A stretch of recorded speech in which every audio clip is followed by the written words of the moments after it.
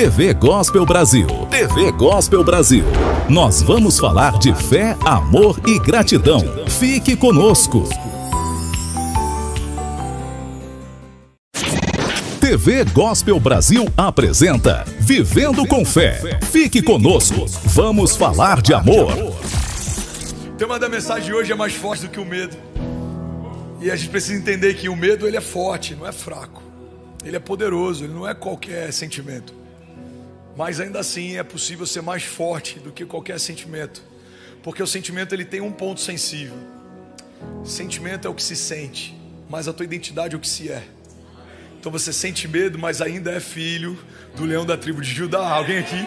Você sente preocupação, você sente ansiedade. São sentimentos, sentimentos passam.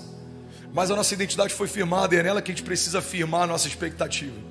A minha identidade está firmada em algo que foi estabelecido antes do que aquilo que eu sinto me alcançar. A minha alma está angustiada, isso é passageiro. A minha alma está alegre, isso é passageiro. Agora, quem eu sou? Eu sou quem Deus diz que eu sou. Eu tenho o que Deus diz que eu tenho. Eu posso o que Deus diz que eu posso. Alguém está comigo? Diga amém. Eu amo uma citação de Napoleão Bonaparte. Ele falava que eu não tenho medo de um exército de leões que seja liderado por uma ovelha, mas eu tenho medo de um exército de ovelhas liderados por um leão. Porque a identidade do líder fala muito a respeito do que está se construindo. A gente precisa entender que existe um cabeça no corpo, e esse cabeça é o próprio Jesus. É Ele quem garante você, é Ele quem respalda você, é Ele quem sustenta você, é Ele quem fala por você. Então, por mais que existam vozes ao nosso redor, há uma voz sobre nós. Por mais que existam ruídos ao nosso redor, há uma palavra sobre nós. Alguém está pegando isso aqui? Diga amém. E a gente ouve isso tantas vezes, que às vezes entra no modo automático. O entendimento de que há uma palavra sobre mim, que antecede a minha existência, deve gerar em mim segurança. O entendimento de que há uma promessa, que ela foi estabelecida antes da crise chegar, antes do medo chegar, antes do sentimento chegar, antes da preocupação chegar, deve ser o nosso lugar de refúgio, é o nosso marco zero, é onde a gente volta quando tudo dá errado. Porque está tudo bem sentir medo, eu sinto, você sente, está tudo bem a gente ter preocupações, eu me preocupo, você se preocupa.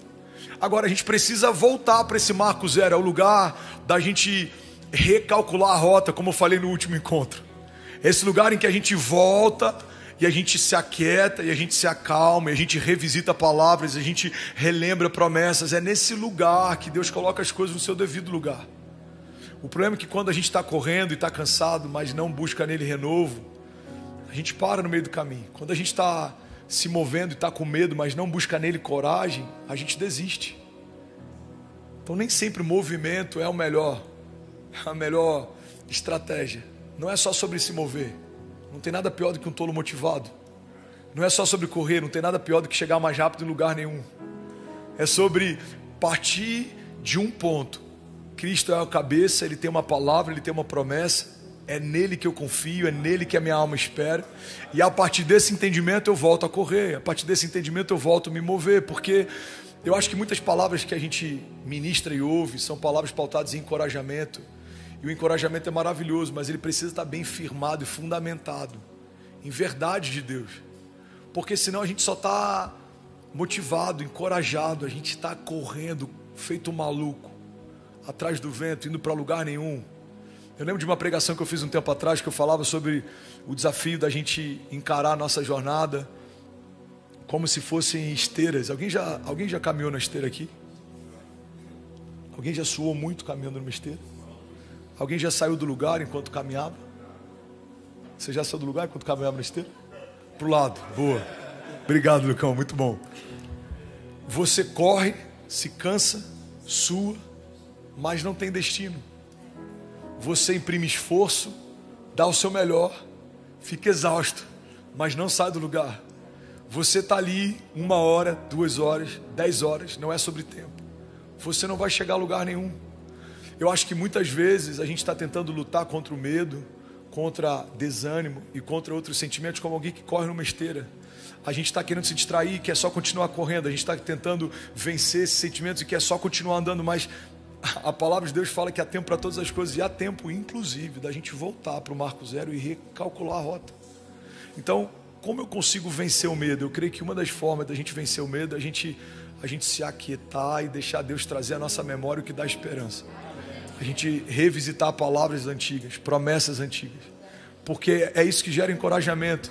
O que vai te encorajar não é o fato dos seus gigantes terem se apequenado. O que vai te encorajar é lembrar que há um leão da tribo de Judá que vai à frente da sua batalha. Então os gigantes podem até ser maiores do que eram na estação anterior. Não é sobre o tamanho do meu adversário, é sobre o tamanho do meu Deus. Martin Lucado, ele diz que se olharmos para os nossos gigantes, tropeçaremos. Mas se olharmos para o nosso Deus, os nossos gigantes é que tropeçarão. Então eu estou falando com propriedade de causa, irmão. Tem dias que você olha e fala: caramba, velho, nessa acho que deu ruim, estou cansado, estou desanimado, estou sem esperança. Mas aí você lembra das promessas, você lembra do que Ele te falou, você lembra do que você já ouviu, você revisita algumas palavras que você recebeu, anotações que você fez, impressões no Espírito que você teve. Cara, não tem como continuar sentindo medo, sabendo quem Ele é. E eu acho que essa é a nossa grande batalha, o que se sabe e o que se sente. Quando o que eu sinto é maior do que o que eu sei, eu estou em sérios problemas. Porque o sentimento, ele é enganoso. Ele faz um gigante parecer maior do que na verdade ele é. Agora o que eu sei faz com que, independente do tamanho dos gigantes, eu saiba que o meu Deus é maior do que todas as coisas. O meu Deus, Ele é um Deus de batalha. Ele é chamado de Senhor dos Exércitos. Ele é aquele que vai à frente, não se cansa, não fica exausto. Ele é aquele que dá àqueles a quem Ele ama enquanto dorme. Ele é aquele que vai à frente. Então o que se sente e o que se sabe trava uma batalha constante, porque a todo tempo o seu sentimento vai tentar governar a tua jornada. É por isso que tem momentos que a gente acaba cedendo para algumas tentações e desejos. Irmão, pega isso aqui. O problema do crente não é a aprovação. A aprovação foge a caráter. A aprovação nos aproxima de Deus. A aprovação nos deixa mais crentes. A aprovação nos deixa mais tementes. O que derruba um crente não é a aprovação, é a tentação. É a tentação que derrubou Sansão. É a tentação que derrubou Davi. Então por que a tentação é tão desafiadora? Porque a tentação, ela mexe com aquilo que se sente. Você é forte, hein, Brasil? Acho que Jesus está ligando para alguém aí. Ainda bem que ele não ligou para cobrar, hein? Onde é que a gente estava? A tentação está ligada ao que se sente. E quando eu me movo pelo que eu sinto, eu deixo de ser um homem espiritual, eu começo a ser um homem natural. O homem natural, ele se move por instinto. Alguém já viu um cachorro no cio? Por que um homem casado, temente ao Senhor, não se move assim? Porque ele é governado pelo Espírito. Agora há um domínio próprio. Então o instinto ainda está ali, mas o instinto agora é governado. A gente às vezes tem ira, tem vontade de fazer algumas coisas. Alguém te afronta, alguém te humilha. A gente tem esse ímpeto, faz parte da nossa natureza humana. Mas por que muitas vezes a gente não faz o que tinha vontade de fazer? Porque um homem governado pelo Espírito não se move pelas vontades ou pelos sentimentos. Ele se move por um fruto do Espírito. A palavra, quando fala sobre as obras da carne e o fruto do Espírito, fala sobre duas realidades que se contrapõem o tempo inteiro. Então entende uma coisa: o mesmo Espírito que governa o teu ímpeto, o mesmo Espírito que governa o teu instinto, é o mesmo Espírito que quer governar a tua mente e os teus pensamentos. A Bíblia fala que sobre tudo que se deve guardar, guarda o teu coração, porque dele procede as fontes de vida. O que é o coração? O coração é o centro das emoções. O coração é o quartel-general onde as decisões são tomadas. Se o meu coração é enganoso e ele assume o controle, eu vou me mover pelas minhas vontades, eu vou me mover pelos meus medos, eu vou me mover pelas minhas preocupações. Irmão, guarda isso aqui. O medo tem sido conselheiro para muita gente na hora de tomar decisões. A gente acessa o medo, acessa os amigos, acessa os conselhos da multidão, mas não acessa o nosso testemunho interior. Então, você está diante de um mar fechado. Qual o sentimento que Moisés tem? Medo. Natural. Agora, qual é a garantia que ele tem? Uma palavra. Pega o cajado e toca o mar. Eu vou abrir caminho. E ele pega o cajado e toca o mar. E o caminho se abre. Aí ele avança. Agora os exércitos estão vindo contra eles. O próprio Deus que abriu o caminho fecha o caminho. E aí eles veem os inimigos morrendo afogados. E agora tem fome. Não, olha para o céu, do céu vai vir pão. Agora eles têm sede. Não, toca na rocha, da rocha vai vir água. Irmão, você acha que Moisés não teve medo? Ele deve ter sentido medo em toda a jornada, em toda a travessia, em todo o tempo, durante os 40 anos.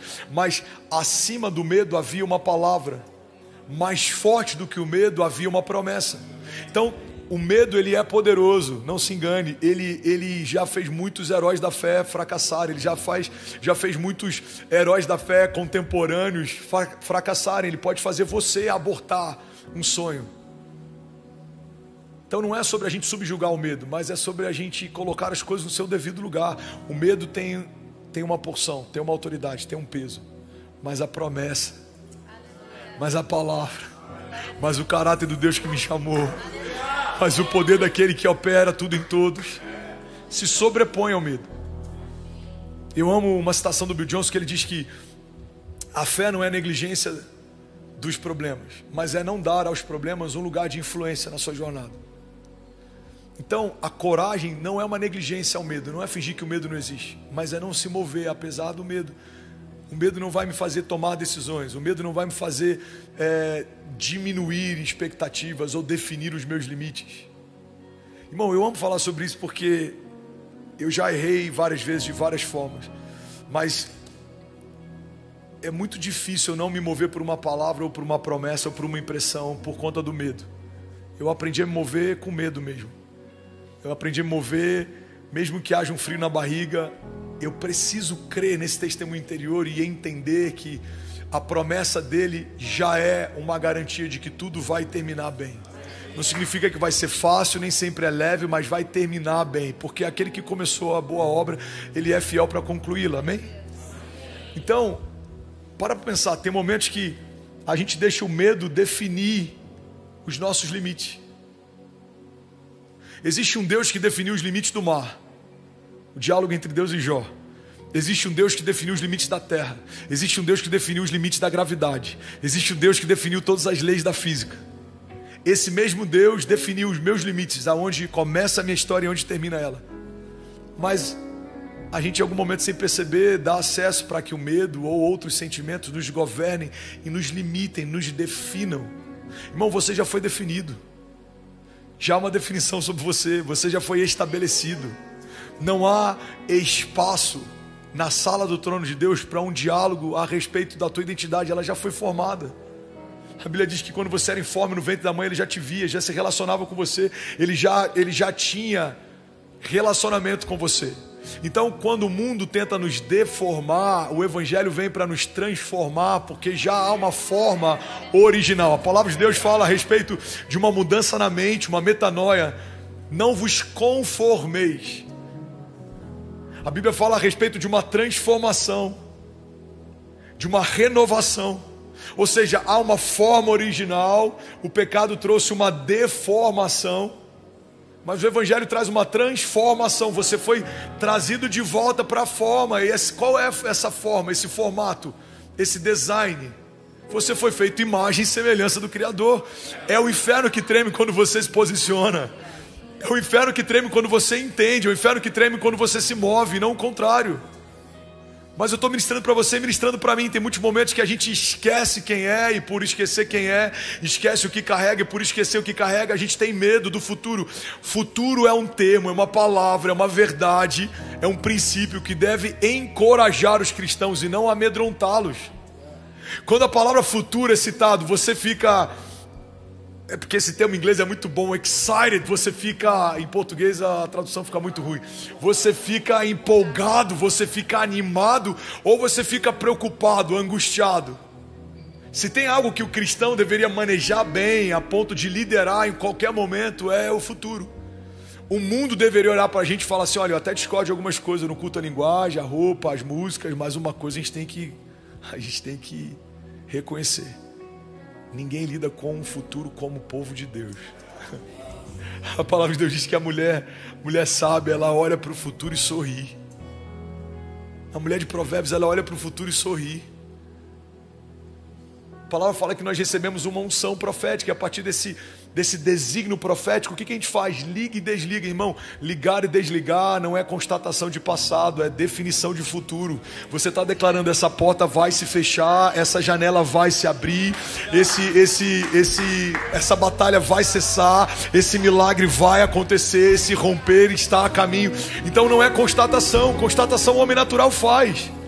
Você pega um cara que não crê em Deus e fala: como foi ano passado? Ele vai te dizer. Agora você pega um cara que crê em Deus e pergunta: como serão os próximos anos? Só ele pode falar, porque ele carrega a palavra profética. Ele liga e desliga, ele estabelece, reivindica.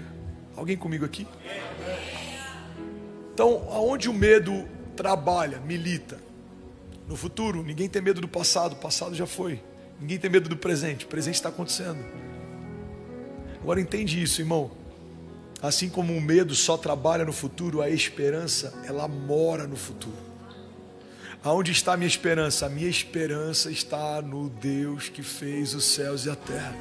A minha esperança está no cumprimento de cada promessa. A minha esperança está naquilo que o Senhor preparou, numa mesa preparada na presença dos inimigos, no livramento, no escape. A minha esperança está no cumprimento da promessa, na plenitude dela. A minha esperança está no braço forte do Senhor. A minha esperança está na voz que vem como o som de muitas águas e invade o meu lugar secreto e o meu lugar de medo e de crise e ressignifica todas as coisas. A minha esperança está no derramado Espírito sobre toda a carne, no vento impetuoso que move coisas de lugar. A minha esperança está na moeda de ouro que vem da boca do peixe, que vai suprir toda a necessidade, no caráter do Jeová Jireh, do Deus da provisão. A minha esperança está no toque do Jeová Rafa. Eu sei que se eu apenas tocar na orla das vestes dele, eu serei sarado. Não é uma esperança passada, é uma esperança futura. Eu sei que se eu tocar nas orlas das vestes dele, ou seja, haverá um encontro, haverá um toque, e ao toque haverá uma liberação, e haverá virtude, e haverá cura, e haverá testemunho,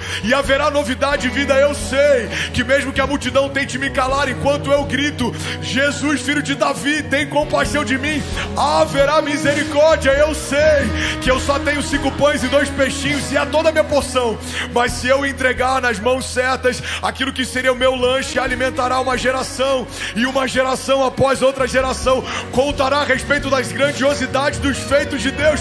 Eu preciso trazer à memória aquilo que me dá esperança. Alguém comigo aqui, diga amém. Aleluia, aleluia, aleluia. Então o futuro habita, o medo habita no futuro, a esperança também. A promessa habita no futuro, a preocupação também. O que é uma preocupação? É estar ocupado de forma prévia com algo que ainda não aconteceu. Eu estou preocupado. E qual o problema de caminhar preocupado? É que diariamente você tem ocupações, batalhas, levantes. Então quando o levante de hoje te encontra, ele te encontra exausto porque você já está socando o vento, tentando lutar com o gigante de amanhã. A gente trata problemas que não são como se já fossem, e às vezes não consegue tratar milagres que não são como se já fossem. Então o gigante nem chegou, mas eu estou com medo dele chegar. A crise não chegou, mas eu estou com medo dela chegar. O problema não aconteceu, mas eu estou com medo dele acontecer. Não. Vamos tratar o que não é como se já fosse. Para o lado bom, a boa notícia ainda não chegou, mas vai chegar. O médico ainda não disse que teve cura, mas ele vai dizer. A porta ainda não se abriu, mas vai abrir. Alguém comigo aqui? A provisão não chegou, mas está a caminho. Ele não é homem para que minta, nem filho do homem para que se arrependa. Se ele disse que vai acontecer no céu, já aconteceu. Eu preciso crer nisso, e eu preciso descansar na certeza de que isso é uma verdade. Se não é só alegoria, fé não pode ser alegoria, irmão. Fé não pode ser alegoria. Não, eu acredito que vai acontecer. A gente vive dizendo para todo mundo que crê em milagres, mas faz de tudo para não depender de um. E eu me tornei viciado em me mover em estações que eu dependo de um milagre. E se ele não fizer? Se ele não fizer, eu fecho minha Bíblia, eu abro mão da minha jornada, eu vou fazer outra coisa, porque não dá para ser crente em Cristo Jesus, caminhar debaixo de uma palavra dele e em temor, e não ter uma confiança de que está a caminho a minha resposta. Porque o Senhor conhece o nosso coração. Guarda isso aqui. A tua motivação fala mais do que as suas ações. Então eu prefiro errar com a motivação certa, porque eu sei o que conhece a pureza do meu coração, recebe como oferta até o meu erro feito de forma ingênua, singela, do que quando eu faço algo com consciência de que não é o que Deus espera de mim, mas para todo mundo soa como puro. Irmão, o coração do homem é enganoso, mas Deus caminha nesse lugar. O coração do homem é terra que ninguém anda, mas Deus passeia nesse lugar. Então o que Ele espera de mim? Eu creio que Ele espera ver em mim o ímpeto de um filho corajoso debaixo de uma palavra, mais do que alguém que fica falando que é zeloso, mas na verdade talvez seja só um medroso travestido de alguém, como é que eu vou dizer? De alguém. Tem muito, guarda isso aqui, irmão, tem muito religioso travestido de zeloso. Não é zeloso, ele só tem medo. Tem muito religioso travestido de prudente, não é prudência, é medo. E às vezes os corajosos e ousados, eles são mal compreendidos porque erram mais, mas erram mais porque fazem mais. Erram mais porque fazem mais. Quantos homens devem ter aconselhado Neemias a não fazer o que fez? A maior parte deles, em nome de Deus, aconselhavam. Quantos aconselharam Jesus a não se entregar como se entregou o próprio Pedro, apóstolo de uma igreja primitiva? E quando fez isso, de que foi chamado? Satanás. Para trás de mim, Satanás. Por quê? Guarda isso aqui, irmão. Porque quem não vive de forma ousada, em busca de um propósito, mesmo que custe tudo, vai defender o erro como se fosse zelo. O que Pedro está fazendo é defender o engano. Ele está falando, não, vamos te poupar disso. Não, a gente vai te proteger, a gente vai te blindar. Jesus fala, para trás de mim, Satanás. A redenção não é um engano, a redenção é o motivo pelo qual eu vim à terra. O verbo encarnado precisa ser crucificado, porque a partir dessa crucificação eu vou abrir um vivo e novo caminho. Eu vou restaurar e reconciliar. Quantos conselheiros teriam dito para Neemias, não sai do palácio, permanece? Quantos teriam dito para Jesus, não se entrega, foge? Quantos teriam dito para Pedro, não coloca o pé para fora, é mais seguro dentro?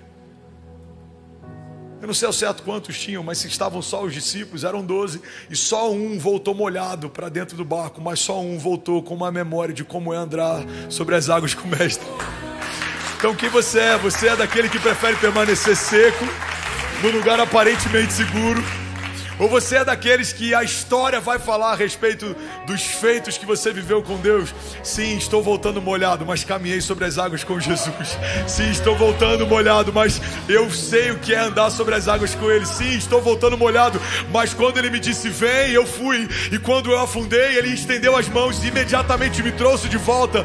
Porque é melhor ver uma mão estendida do Senhor me trazendo de volta para o lugar que eu deveria permanecer do que nunca ter estado nesse lugar. Irmão, guarda isso debaixo da unção do Senhor. Somos mais fortes que o medo. O medo, ele existe, ele está ao nosso redor, ele vem tentando nos abater, mas há uma palavra que chegou primeiro, há uma promessa que se estabeleceu primeiro.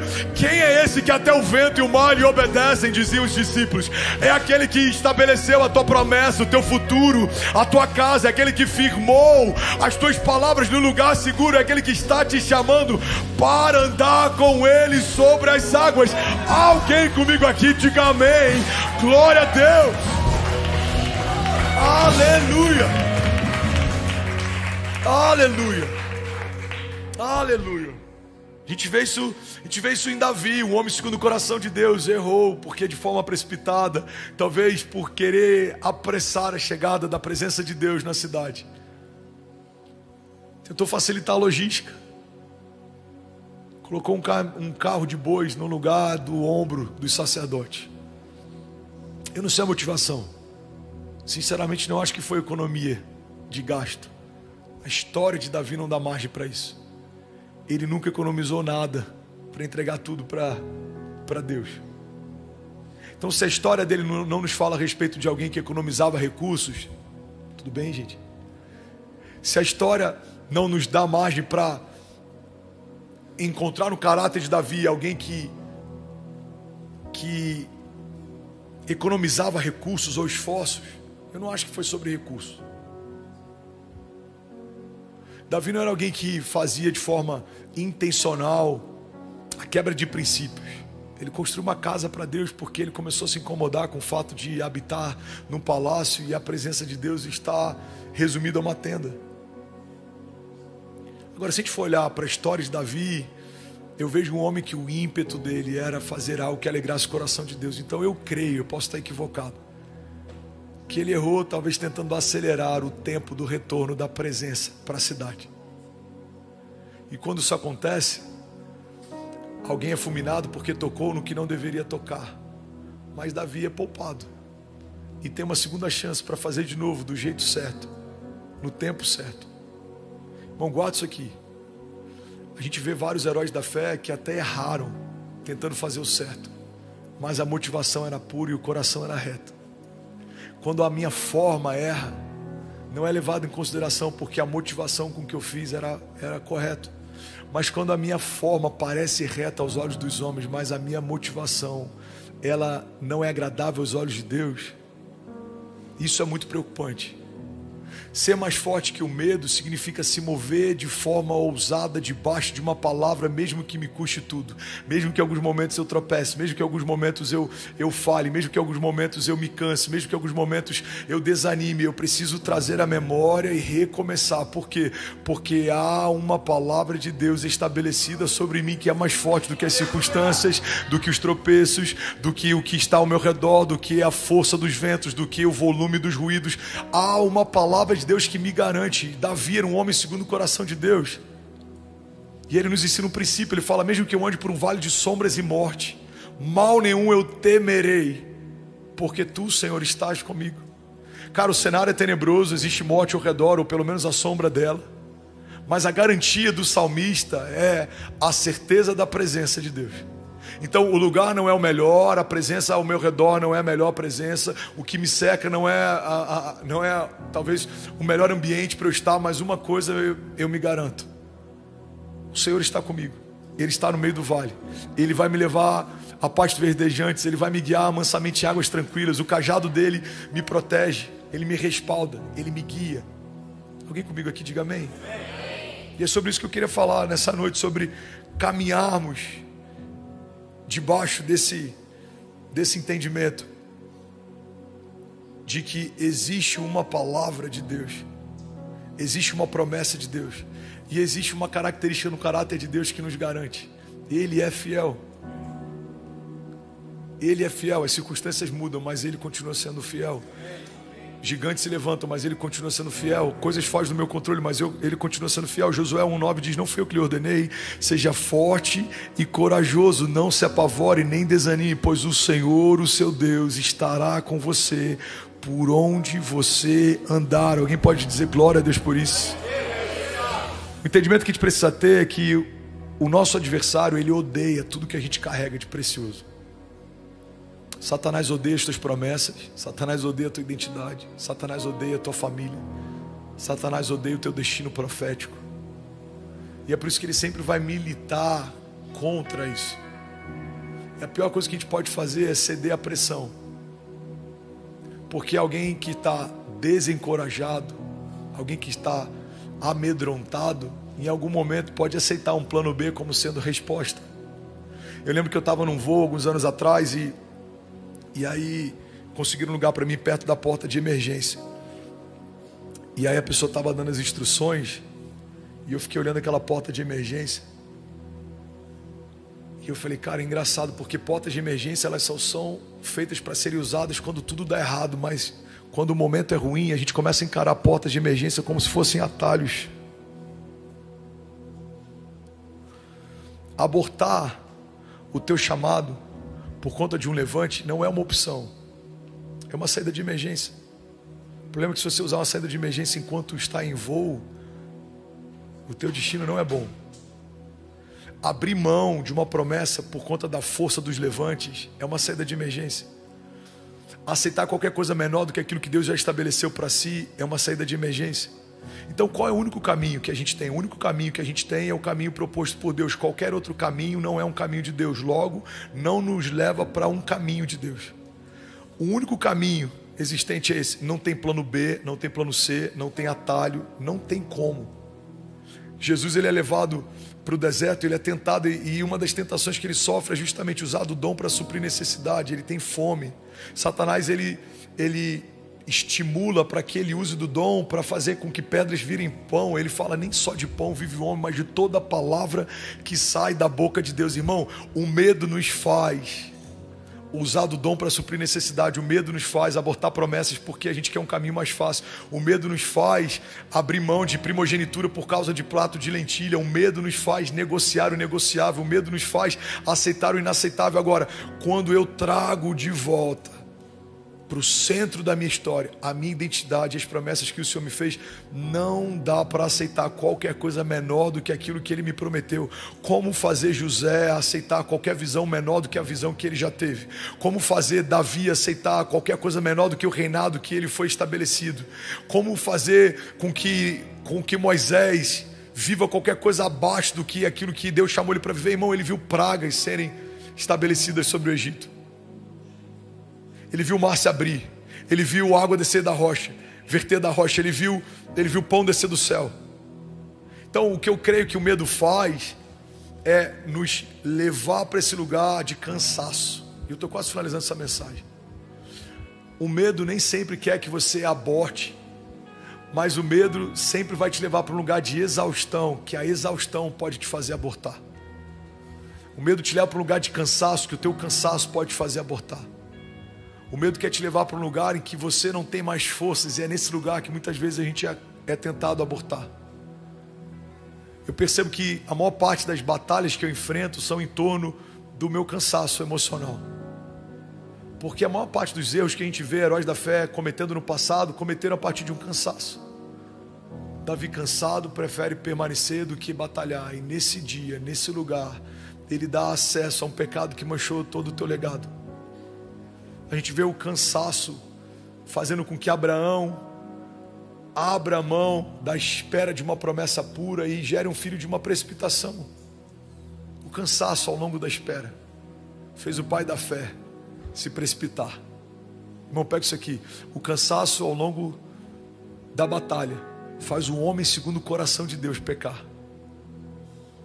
Então não dá para eu e você acharmos que o cansaço em nós ele encontra imunidade. Não, a gente não é imune ao cansaço.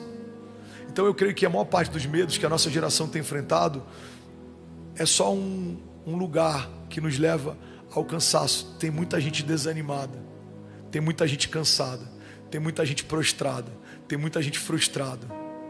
E esse lugar é um lugar perigoso, porque é nesse lugar que a gente entrega os pontos, é nesse lugar que a gente abaixa a guarda, é nesse lugar que a gente desiste, é nesse lugar que a gente aborta.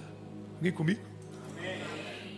Tem muitas pessoas que você conheceu no início da tua jornada que abriram mão da jornada de fé.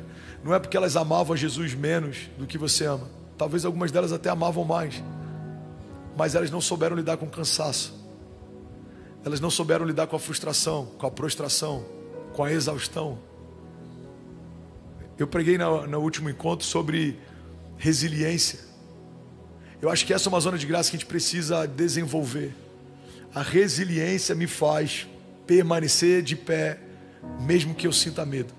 A resiliência me faz permanecer crendo, mesmo que tudo diga que não. A resiliência me faz permanecer meditando nas promessas, mesmo que toda hora chegue uma notícia ruim. A resiliência é quase como se fosse uma teimosia santa. Eu tô tão, como é que eu posso dizer?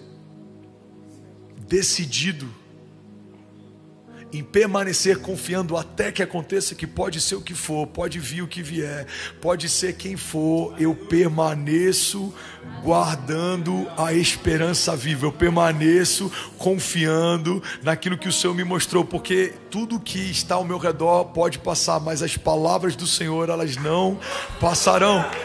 Então eu creio que nesse lugar a gente recebe renovo, é nesse lugar que a gente recebe vida, é nesse lugar que flui vitalidade. Você só precisa permanecer um pouco mais, confiar um pouco mais, caminhar um pouco mais, você só precisa meditar um pouco mais, você só precisa se cercar um pouco mais de amigos, você só precisa meditar um pouco mais na palavra, porque quando o cansaço vai, a esperança brota como renovo.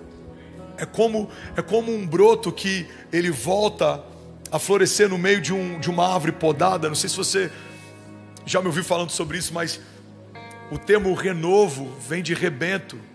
Rebento é aquela folha, aquele galho que insistentemente volta a brotar num lugar que foi cortado. Se você andar pelo rancho aqui, você vai ver alguns lugares que a gente podou e você vai ver galhos cortados. No meio daquele galho começa a surgir um broto. Esse broto significa rebento, e esse rebento significa renovo. O renovo de Deus não é necessariamente Deus fazendo algo novo no lugar novo. O renovo de Deus muitas vezes é Deus fazendo algo novo no lugar ferido. É Deus fazendo algo novo no lugar cansado. É Deus fazendo algo novo no lugar quebrado. É Deus fazendo algo novo no lugar que todo mundo dizia não tem como mais vir vida daí.